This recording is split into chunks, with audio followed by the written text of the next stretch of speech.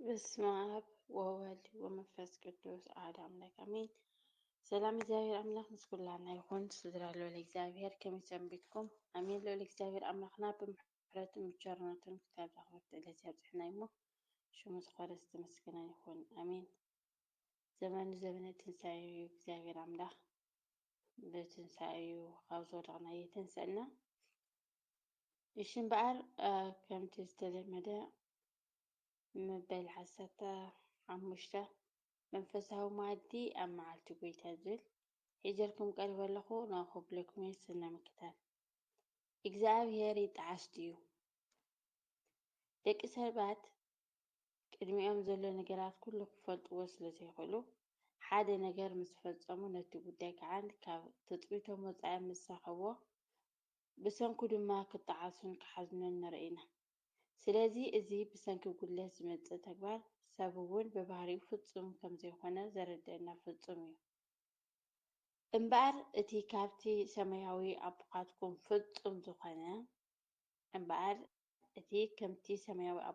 ፍፁም ዝኾነ ኢሉ ባዕሉ ጎይታ ሰራዊት እግዚአብሔር ፍፁምንኡ ዝመስከረ ኣምላክ ግና ኣብ ሓደ ስሊኡ ኣብ ዝተፅሓፈ ፅሑፋት ተጠዓሰ ዝብል ቃል ከነንብብ ከለና እግዚአብሔር ዳ ይጠዓስ ድዩ ንብለሉ እዋን ኣሎ እዩ።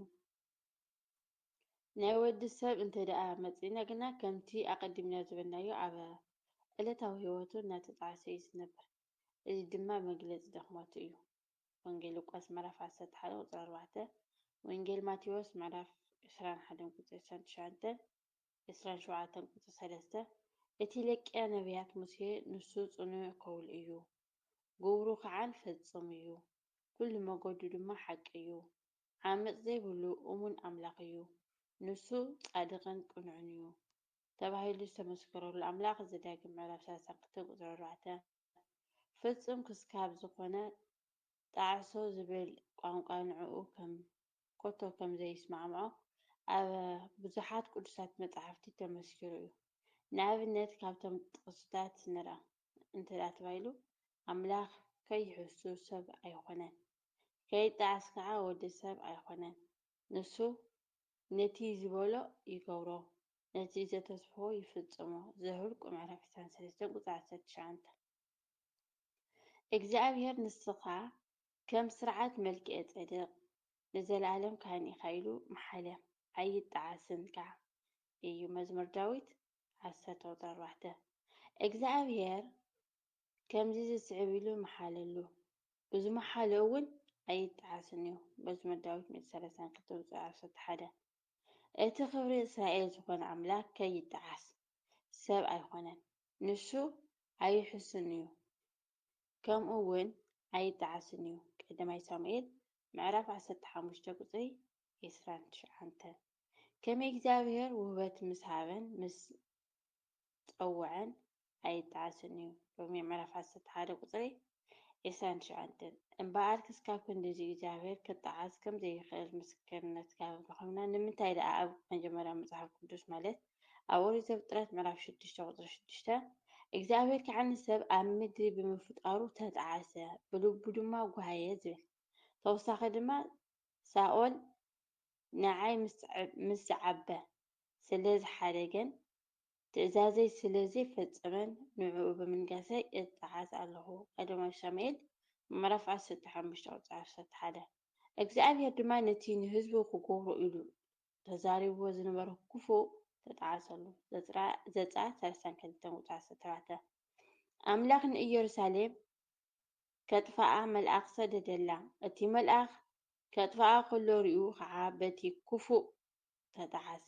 ነቲ ዘጥፍእ መልኣኽ ይኣክል ሕጂ ደው በል በሎ። ቀዳማይ ዜና መዋዕል 21 ቁፅሪ 15 እግዚአብሔር ድማ በዚ ሓሳቡ ለወጠ። አሞጽ ምዕራፍ 7 ቁፅሪ 6 እምበኣር ኣብ ላዕሊ ክጠዓስ ከም ዘይኽእል ኣብዚ ድማ ጣዕሳ ከም ዝስማዕምዑ ኢና ንርኢ ዘለና። ስለዚ እዞም ሓሳባት ነንሕድሕዶም ይዋቅዑ ዳለዉ ሓቀይ ንብል ንህሉ ክንከውን ኢና። እንተኾነ ቃል ብቃሉ ማለት ከምቲ ንሕና እንፈልጦ ጣዕሳ ዘይኮነ ብምስጥራዊ ትርጉም እንተደኣ ርኢናዮ ምግርጫው ዝበሃል ይብሉን። ንኣብነት ንሕና ሓደ ሰብ ተጣዒሱ እንድዩ ወይ ተጣዒሳኮ ዝብል ቃላት መዓዝ ኢና ንጥቀመሎም?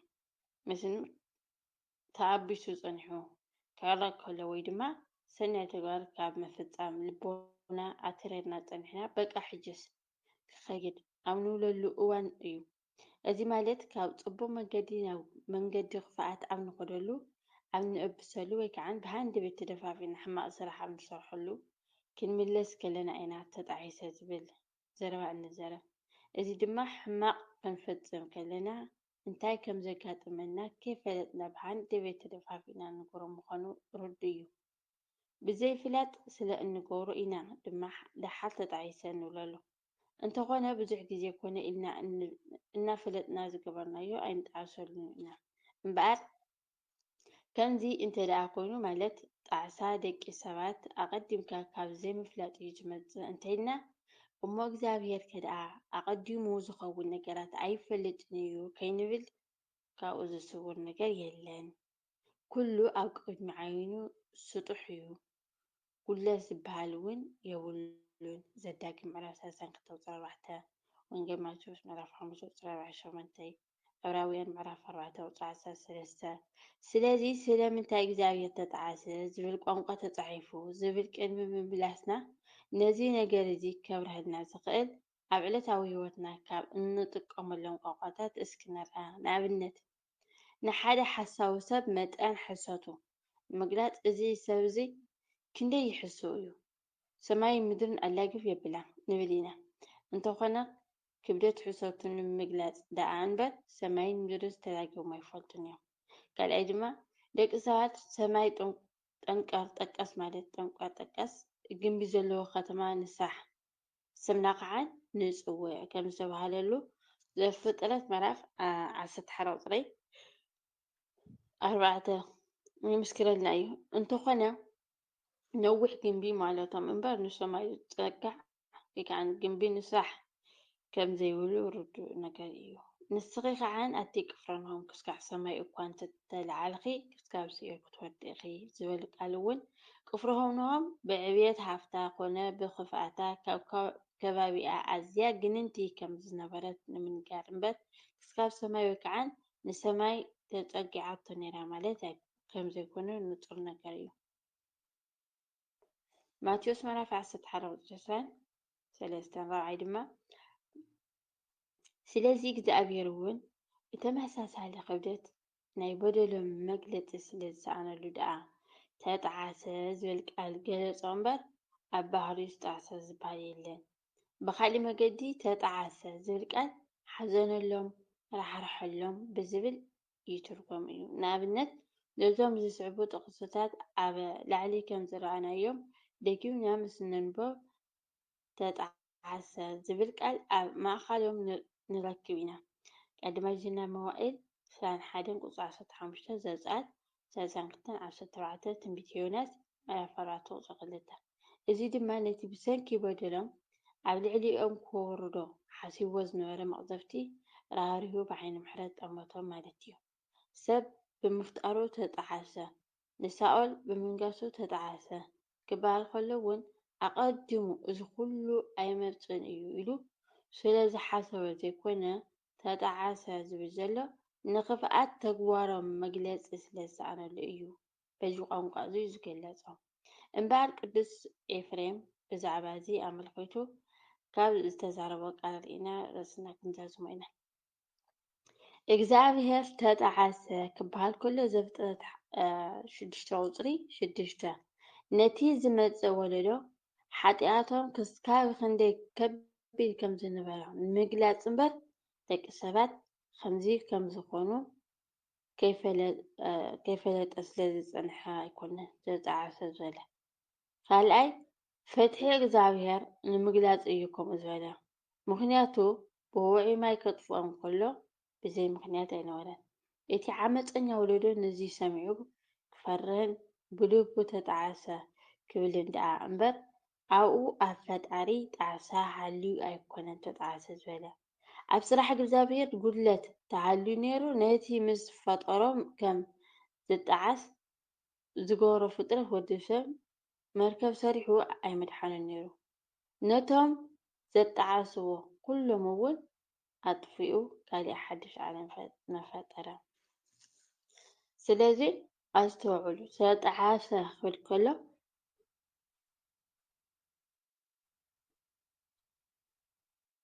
ጣዕስኡ ኣይኮነን ዘርኢ ዘሎ። በርግፅ እግዚኣብሔር ብሓጢኣተኛታት ተጣዒሱ ተዝኸውን ነይሩ፣ ንምንታይ በቶም ሓጢኣን ዘይሰርሑ እንስሳታት ንምምታን ተጣዓሱ? ብኦም ዘይተጣዓሰ ኸ ንምንታይ ከይተጣዓሰ ተጣዒሱ ኢሉ? እዚ ሓጢኣት ብዝሰርሑ ዝተርኣየ ጣዕሳ እግዚኣብሔር ኣብ ልዕሊ እቶም ሓጢኣን ዘይሰርሑ እውን ምፍፃሙ ወይ ከዓ መዓት ምውራድ እግዚኣብሔር ተጣዓሰ ክብል ከሎ ነቶም ሓጢኣን ዘብዝሑ ሓዘኑ ዝገልፅ ክምሕሮም እውን ከም ዘይኽእል ዝተነገረ ቃል እዩ። ይትባረክ እግዚአብሔር ኣምላከ ኣበዊና ኣሜን። ክፋል 15 መንፈሳዊ መኣዲ ኣብ መኣዲ ጌታ ብዝብል ሒዘልኩም ቀሪበ ነይረ። ናይ እግዚአብሔር ይጣዓስ እዩ ዝብል ርእሲ ሒዘልኩም ቀሪበ ነይረ። ክፋል 16 ክሳዕ ንራኸብ ሰናይ ቀኒ ወስብሐት ለእግዚአብሔር ልዑል ወለወላዲቱ ድንግል ወለመስቀሉ